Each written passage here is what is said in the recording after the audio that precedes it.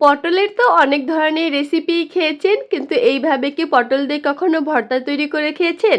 আমি আপনাদেরকে গ্যারান্টি দিয়ে বলতে পারছি, আপনারা যদি পটলের এই ভর্তাটা খেয়ে থাকেন তাহলে আপনারা পটলের আর কোনো রেসিপি তৈরি করে খাবেন না। এই পটলের ভর্তাটা এতটাই বেশি মজাদার হয়ে থাকে। আপনারা এই ভর্তাটা গরম গরম ভাত অথবা খিচুড়ির সাথেও সার্ভ করতে পারেন। ভর্তাটা খেতে হবে কিন্তু দুর্দান্ত স্বাদের। তো আর কথা না বাড়িয়ে চলুন পুরো রেসিপিটি দেখে নেওয়া যাক। বিসমিল্লাহ। পটলের এই ভর্তাটা তৈরি করার জন্য আমি এখানে ৮ পিস পরিমাণ পটল ভালোভাবে ধুয়ে পরিষ্কার করে নিয়ে এরকম ছোট ছোট কিউব করে কেটে নিয়েছি। আপনারা অবশ্যই এরকম ছোট কিউব করে কেটে নিতে চেষ্টা করবেন।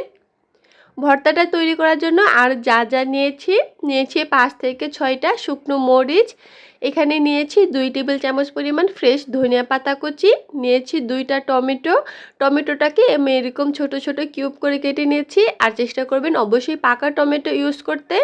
এরপর এখানে নিয়েছি 1/2 কাপ পরিমাণ পেঁয়াজ কুচি আর একটা আস্ত রসুনকে আমি এরকম ছোট ছোট কুচি করে কেটে নিয়েছি। সাথেই এখানে নিয়েছি একটা ডিম। এই ভর্তাটা তৈরি করতে অবশ্যই পেঁয়াজ এবং রসুনের পরিমাণটা একটু বেশি দিতে হবে, তবেই কিন্তু ভর্তাটা খেতে অনেক বেশি ভালো লাগবে। তো এখন ভর্তাটা তৈরি করার জন্য চুলাতে চলে যাচ্ছি। চুলায় একটা প্যান বসিয়ে এখানে দিয়ে দিয়েছি 2 টেবিল চামচ পরিমাণ রান্নার তেল।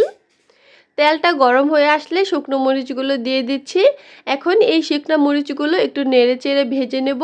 শুকনো মরিচগুলো খুব বেশি কালচে করে ভাজা যাবে না, একটু লালচে করে মরিচগুলো ভেজে নিতে হবে। তো শুকনো মরিচগুলো কিন্তু পুড়ে ফেলা যাবে না, এতে করে ভর্তার টেস্ট নষ্ট হয়ে যাবে। শুকনো মরিচগুলো যখন এরকম লালচে হয়ে আসবে সেই পর্যায়ে আমি মরিচগুলো তেল থেকে তুলে নিচ্ছি। বাকি তেলে এখন আমি এখানে দিয়ে দিচ্ছি একটা ডিম। এখন এই ডিমটাকে নেড়েচেড়ে ক্রাম্বল তৈরি করে নেব। অবশ্যই এই ভর্তাটা তৈরি করতে চেষ্টা করবেন ডিমটাকে এরকম ঝুরা করে ইউজ করতে, এতে করে ভর্তার টেস্ট অনেকাংশেই বেড়ে যাবে। তো আমার এই ডিমটাও কিন্তু ভাজা হয়ে গিয়েছে। এখন আমি এই ডিমটাও চুলা থেকে নামিয়ে নিচ্ছি।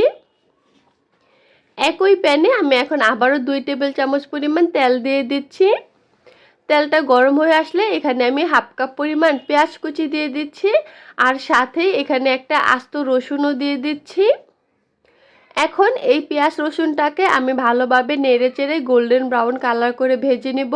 তো পেঁয়াজটা ভাজার সময় অবশ্যই খেয়াল রাখতে হবে পেঁয়াজগুলোকে ভেজে কিন্তু একদম পুড়ে ফেলা যাবে না বা কালচে করে ফেলা যাবে না, এতে করে ভর্তার টেস্ট নষ্ট হয়ে যাবে।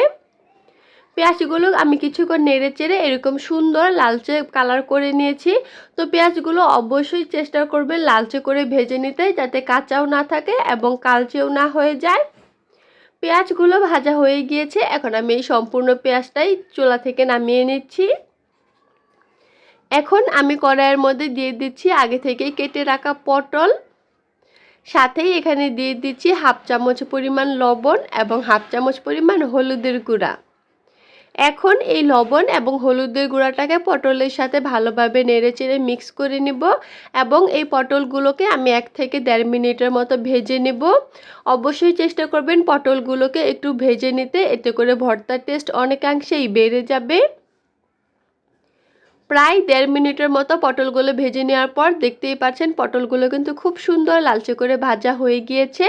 এখন আমি এই পটলের ঢাকনা দিয়ে ঢেকে আরও 2-3 মিনিটের মতো পটলগুলোকে সিদ্ধ করে নেব। প্রায় 3 মিনিটের পর পটলগুলো কিন্তু খুব সুন্দরভাবে সিদ্ধ হয়ে গিয়েছে। আমি আপনাদেরকে দেখিয়েও দিচ্ছি। এরকমভাবে ছোট করে পটলগুলো কেটে নিলে কিন্তু সিদ্ধ হতে খুব বেশি একটা সময় লাগে না। তো আপনারা অবশ্যই এরকম ছোট করে কেটে নিতে চেষ্টা করবেন, দেখবেন পটলগুলো খুব কম সময়ে সিদ্ধ হয়ে যাবে। এবার এই পটলগুলোও আমি চুলা থেকে নামিয়ে নিব। এখন প্যানের মধ্যে দিয়ে দিচ্ছি আগে থেকেই কেটে রাখা টমেটো কুচি। এবার এই টমেটো কুচিটাকেও আমি এই তেলের মধ্যে প্রায় 1 থেকে 1.5 মিনিটের মতো ভেজে নেব।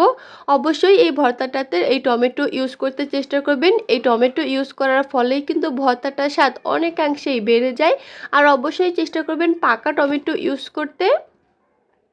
তো টমেটোটাকেও আমি প্রায় 1 থেকে 1.5 মিনিটের মতো ভেজে নিয়েছি। এই সময়ের মধ্যে টমেটোটাও সুন্দর ভাজা হয়ে গিয়েছে এবং টমেটোর গায়ে যে পানিটা ছিল সেটাও শুকিয়ে গিয়েছে। এবার টমেটোটাও চুলা থেকে নামিয়ে নেব। তো আমি সব কিছুই কিন্তু একসাথে একটা প্লেটের মধ্যে নিয়ে নিচ্ছি আর মরিচগুলোকে একটু কষলিয়ে নিচ্ছি। এখন আমি এই সব কিছু একসাথে ভালোভাবে মিক্স করে নেব। অবশ্যই ভর্তাটা তৈরি করার সময় চেষ্টা করবেন সব কিছু একসাথে একটু ভালো করে সময় নিয়ে মিক্স করে নিতে। এই ভর্তাটা তৈরি করতে কিন্তু আপনাদের বাটাবাটি করার কোনো প্রয়োজন হবে না, আপনারা হাত দিয়েই কিন্তু সুন্দরভাবে এই ভর্তাটা তৈরি করে নিতে পারবেন। এই পর্যায়ে আমি এখানে দিয়ে দিচ্ছি হাফ চামচ পরিমাণ লবণ, সাথেই দিয়ে দিচ্ছি 2 টেবিল চামচ পরিমাণ সরিষার তেল, আর এখানে দিয়ে দিচ্ছি 2 টেবিল চামচ পরিমাণ ফ্রেশ ধনিয়া পাতা কুচি। এই ভর্তাতে অবশ্যই ধনিয়া পাতা দিতে চেষ্টা করবেন, এতে করে ভর্তার মধ্যে খুব সুন্দর একটা ফ্লেভার অ্যাড হয়। এবার এই সমস্ত কিছু আমি আবারও একসাথে ভালোভাবে মিক্স করে নেব। সব কিছু ভালোভাবে মিক্স করা হয়ে গেলে এই ভর্তাটা আমি অন্য একটা প্লেটে সার্ভ করে নেব। মাশাআল্লাহ, দেখতেই পাচ্ছেন ভর্তার আউটলুকটা ঠিক কতটা বেশি সুন্দর হয়েছে। এই ভর্তাটা কিন্তু খেতেও অনেক বেশি মজার হয়। তো আশা করছি বরাবরের মতোই আমার আজকের রেসিপিটাও আপনাদের কাছে অনেক ভালো লেগেছে।